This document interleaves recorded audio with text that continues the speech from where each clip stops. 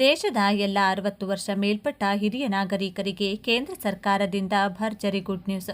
ಇನ್ಮುಂದೆ ಪ್ರತಿ ತಿಂಗಳಿಗೆ 5,000 ರೂಪಾಯಿ ಹಣ ಪಿಂಚಣಿ ಯೋಜನೆಯಲ್ಲಿ ದೊಡ್ಡ ಬದಲಾವಣೆ. ಇತ್ತೀಚೆಗೆ ದಿನದಿಂದ ದಿನಕ್ಕೆ ಹೆಚ್ಚುತ್ತಿರುವ ದಿನಬಳಕೆಯ ವಸ್ತುಗಳ ಬೆಲೆ ಹಾಗೂ ಹಣದುಬ್ಬರದಿಂದಾಗಿ ಸರ್ಕಾರವು ನೀಡುತ್ತಿರುವ ಹಣವು ಯಾವುದಕ್ಕೂ ಸಮರ್ಪಕವಾಗಿ ಸಾಲುತ್ತಿಲ್ಲ. ಅದರ ಜೊತೆಗೆ ಔಷಧ ಹಾಗೂ ವೈದ್ಯಕೀಯ ವೆಚ್ಚಗಳು ಕೂಡ ಹೆಚ್ಚುತ್ತಿವೆ. ಈಗೆಲ್ಲ ಸಮಸ್ಯೆಗಳನ್ನು ಅರಿತ ಕೇಂದ್ರ ಸರ್ಕಾರವು ಪ್ರತಿ ತಿಂಗಳಿಗೆ 5,000 ರೂಪಾಯಿ ಹಣ ಘೋಷಣೆ ಮಾಡಿದೆ. ಬನ್ನಿ, ನಿಮ್ಮ ಮನೆಯಲ್ಲಿಯೂ ಕೂಡ 60 ವರ್ಷ ಮೇಲ್ಪಟ್ಟ ಅಜ್ಜ ಅಜ್ಜಿಯರಿದ್ರೆ ಈ ವಿಡಿಯೋಗೆ ಈಗಲೇ ಒಂದು ಲೈಕ್ ಮಾಡಿ. ಹಾಗೂ ಪ್ರತಿ ತಿಂಗಳಿಗೆ 5,000 ರೂಪಾಯಿ ಪಿಂಚಣಿ ಹಣ ಪಡೆದುಕೊಳ್ಳಲು ಬಯಸುತ್ತಿದ್ರೆ ಈ ಹಣವನ್ನು ಹೇಗೆ ಪಡೆದುಕೊಳ್ಳಬೇಕು, ಅರ್ಜಿಯನ್ನು ಎಲ್ಲಿ ಸಲ್ಲಿಸಬೇಕು, ಅಗತ್ಯವಾಗಿ ಬೇಕಾಗುವ ದಾಖಲೆಗಳು ಏನು, ಕೇಂದ್ರ ಸರ್ಕಾರದ ಯಾವ ಯೋಜನೆ ಅಡಿಯಲ್ಲಿ ಈ ಹಣ ನೀಡಲಾಗುತ್ತದೆ ಎನ್ನುವ ಎಲ್ಲ ಕಂಪ್ಲೀಟ್ ಮಾಹಿತಿಯನ್ನು ತಿಳಿದುಕೊಳ್ಳಲು ವಿಡಿಯೋವನ್ನು ತಪ್ಪದೇ ಕೊನೆವರೆಗೂ ನೋಡಿ.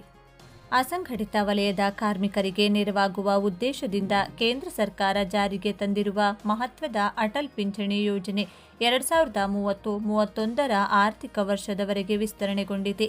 ಕೇಂದ್ರ ಸಚಿವ ಸಂಪುಟವು ಈ ಯೋಜನೆಗೆ 5 ವರ್ಷಗಳ ಕಾಲಾವಧಿ ವಿಸ್ತರಣೆಗೆ ಅನುಮೋದನೆ ನೀಡಿದೆ. ಈ ಮೂಲಕ ಕಡಿಮೆ ಆದಾಯದ ಶ್ರಮಿಕರಿಗೆ 1,000ದಿಂದ 5,000 ರೂಪಾಯಿವರೆಗಿನ ನಿಶ್ಚಿತ ಮಾಸಿಕ ಪಿಂಚಣಿ ಸೌಲಭ್ಯ ಮುಂದುವರಿಯಲಿದೆ.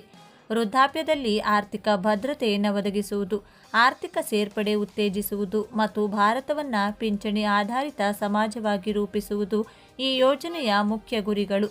ಇದನ್ನು ಪಿಂಚಣಿ ನಿಧಿ ನಿಯಂತ್ರಣ ಮತ್ತು ಅಭಿವೃದ್ಧಿ ಪ್ರಾಧಿಕಾರ ನಿರ್ವಹಿಸುತ್ತದೆ. ರಾಷ್ಟ್ರೀಯ ಪಿಂಚಣಿ ವ್ಯವಸ್ಥೆಗಿಂತ ಭಿನ್ನವಾಗಿ ಎಪಿವೈ ಸಂಘಟಿತ ವಲಯಕ್ಕೆ, ಅಸಂಘಟಿತ ವಲಯಕ್ಕೆ ಮಾತ್ರ ಸೀಮಿತವಾಗಿದೆ. ಎಪಿವೈ ಒಂದು ಸರ್ಕಾರ ಬೆಂಬಲಿತ ಸಾಮಾಜಿಕ ಭದ್ರತಾ ಯೋಜನೆಯಾಗಿದ್ದು, ಫಲಾನುಭವಿಗಳಿಗೆ 60 ವರ್ಷ ವಯಸ್ಸಾದ ನಂತರ ಮಾಸಿಕ 1,000 ರೂಪಾಯಿಂದ 5,000 ರೂಪಾಯಿವರೆಗೆ ನಿಶ್ಚಿತ ಕನಿಷ್ಠ ಪಿಂಚಣಿ ನೀಡುತ್ತದೆ. ಈ ಪಿಂಚಣಿಯನ್ನು ಫಲಾನುಭವಿಗಳು ತಮ್ಮ ಜೀವಿತಾವಧಿಯವರೆಗೆ ಪಡೆಯಬಹುದು. ಪಿಂಚಣಿ ಮೊತ್ತವು ಎಪಿವೈ ಯೋಜನೆಯ ಅಡಿಯಲ್ಲಿ ದಾಖಲಾದ ಸದಸ್ಯರ ಕೊಡುಗೆಯನ್ನು ಅವಲಂಬಿಸಿರುತ್ತದೆ. ಈ ಯೋಜನೆಯಡಿ ಚಂದಾದಾರರು ಮತ್ತು ಅವರ ಸಂಗಾತಿ ಇಬ್ಬರು ಪಿಂಚಣಿ ಸವಲತ್ತುಗಳನ್ನು ಪಡೆಯಲು ಅರ್ಹರಾಗಿರುತ್ತಾರೆ. ಚಂದಾದಾರರ ನಿಧನದ ನಂತರ ಸಂಗಾತಿಗೆ ಸಹ ಜೀವಿತಾವಧಿಯವರೆಗೆ ಅದೇ ಪಿಂಚಣಿ ಮೊತ್ತ ಸಿಗುತ್ತದೆ. ಒಂದು ವೇಳೆ ಚಂದಾದಾರರು ಮತ್ತು ಸಂಗಾತಿ ಇಬ್ಬರು ನಿಧನರಾದರೆ 60 ವರ್ಷ ವಯಸ್ಸಿನವರೆಗೆ ಸಂಗ್ರಹವಾದ ಪಿಂಚಣಿ ನಿಧಿಯನ್ನು ನಾಮಿನಿ ಪಡೆಯಬಹುದು. 18ರಿಂದ 40 ವರ್ಷ ವಯೋಮಾನದ ಎಲ್ಲ ಭಾರತೀಯ ನಾಗರಿಕರು ಎಪಿವೈ ಯೋಜನೆಗೆ ಅರ್ಜಿ ಸಲ್ಲಿಸಬಹುದು. ಅರ್ಜಿದಾರರು ಸಕ್ರಿಯ ಮೊಬೈಲ್ ಸಂಖ್ಯೆ ಹಾಗೂ ಆಧಾರ್ಗೆ ಲಿಂಕ್ ಮಾಡಲಾದ ಬ್ಯಾಂಕ್ ಖಾತೆಯನ್ನು ಹೊಂದಿರಬೇಕು. ಈ ಯೋಜನೆಗೆ ಕನಿಷ್ಠ 20 ವರ್ಷಗಳ ಕಾಲ ಕೊಡುಗೆ ನೀಡುವುದು ಕಡ್ಡಾಯ. ಆದಾಗ್ಯೂ ಆದಾಯ ತೆರಿಗೆ ಪಾವತಿಸುವವರು ಅಟಲ್ ಪಿಂಚಣಿ ಯೋಜನೆಗೆ ಅರ್ಜಿ ಸಲ್ಲಿಸಲು ಆಗುವುದಿಲ್ಲ. ಈ ನಿಯಮವು 2022ರ ಅಕ್ಟೋಬರ್ 1ರಿಂದ ಜಾರಿಗೆ ಬಂದಿದೆ. ಹಿಂದೆ ಸ್ವಾವಲಂಬನ್ ಯೋಜನೆಯ ಫಲಾನುಭವಿಗಳಾಗಿದ್ದು, ಈಗ ಎಪಿವೈಗೆ ಬದಲಾದವರು ಸಹ ಈ ಯೋಜನೆಗೆ ಸೇರಲು ಅರ್ಹರಾಗಿರುತ್ತಾರೆ. ಅರ್ಹ ನಾಗರಿಕರು ಭಾಗವಹಿಸುವ ಬ್ಯಾಂಕ್ ಶಾಖೆಗಳಿಂದ ಅರ್ಜಿ ನಮೂನೆ ಪಡೆದು ಅಥವಾ ಅಧಿಕೃತ ವೆಬ್ಸೈಟ್ಗಳ ಮೂಲಕ ಡೌನ್ಲೋಡ್ ಮಾಡುವ ಮೂಲಕ ಅಟಲ್ ಪಿಂಚಣಿ ಯೋಜನೆಗೆ ಅರ್ಜಿ ಸಲ್ಲಿಸಬಹುದು. ಭರ್ತಿ ಮಾಡಿದ ಅರ್ಜಿಯನ್ನು ಆಧಾರ್ ಕಾರ್ಡ್ನ ಜೆರಾಕ್ಸ್ ಪ್ರತಿಯೊಂದಿಗೆ ಬ್ಯಾಂಕಿಗೆ ಸಲ್ಲಿಸಬೇಕು. ಎಪಿವೈ ನಮೂನೆಯು ವಿವಿಧ ಪ್ರಾದೇಶಿಕ ಭಾಷೆಗಳಲ್ಲಿ ಲಭ್ಯವಿದೆ. ಅರ್ಜಿ ಸಲ್ಲಿಸಲು ಕೆಲವು ಸರಳ ಹಂತಗಳು ಇಲ್ಲಿವೆ. ಯಾವುದೇ ಭಾಗವಹಿಸುವ ಬ್ಯಾಂಕ್ ಶಾಖೆ ಅಥವಾ ಅಂಚೆ ಕಚೇರಿಯಿಂದ ಎಪಿವೈ ನೋಂದಣಿ ಫಾರ್ಮ್ ಸಂಗ್ರಹಿಸಿ ಅಗತ್ಯ ಮಾಹಿತಿಯನ್ನು ಭರ್ತಿ ಮಾಡಿ. ಬ್ಯಾಂಕ್ ಅಥವಾ ಅಂಚೆ ಕಚೇರಿ ಉಳಿತಾಯ ಖಾತೆ ವಿವರಗಳನ್ನು ನಮೂದಿಸಿ. ಉಳಿತಾಯ ಖಾತೆ ಇರುವ ಬ್ಯಾಂಕ್ ಅಥವಾ ಅಂಚೆ ಕಚೇರಿಗೆ ನೇರವಾಗಿ ಫಾರ್ಮ್ ಸಲ್ಲಿಸಿ.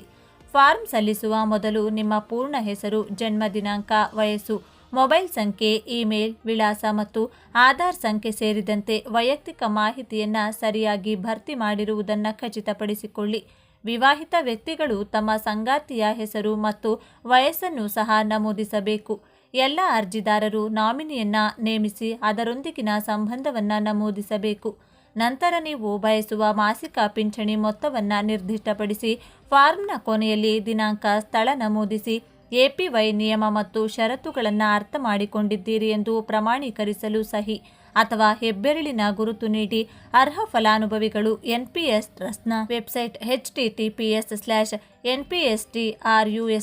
https:/npstrust.org.in ಮೂಲಕ ಆನ್ಲೈನ್ನಲ್ಲಿಯೂ ಅರ್ಜಿ ಸಲ್ಲಿಸಬಹುದು. ಆನ್ಲೈನ್ ಎಪಿವೈ ಕ್ಯಾಲ್ಕುಲೇಟರ್ ಮಾಸಿಕ ಕೊಡುಗೆಗಳನ್ನು ಆಧರಿಸಿ ಅಂದಾಜು ಪಿಂಚಣಿ ಮೊತ್ತವನ್ನು ಪಡೆಯಲು ಸಹಾಯ ಮಾಡುತ್ತದೆ. ನೋಂದಣಿ ಸಮಯದಲ್ಲಿ ಚಂದಾದಾರರ ವಯಸ್ಸಿಗೆ ಅನುಗುಣವಾಗಿ ಮಾಸಿಕ ಕೊಡುಗೆ ಮೊತ್ತವು ಬದಲಾಗುತ್ತದೆ. ಎಪಿವೈ ಯೋಜನೆಯ ಅಡಿಯಲ್ಲಿ ಮಾಸಿಕ ಕೊಡುಗೆಗಳು 18 ವರ್ಷ ವಯಸ್ಸಿನಲ್ಲಿ ಸೇರುವವರಿಗೆ 42 ರೂಪಾಯಿಯಷ್ಟು ಕಡಿಮೆ ಮೊತ್ತದಿಂದ ಪ್ರಾರಂಭವಾಗುತ್ತವೆ.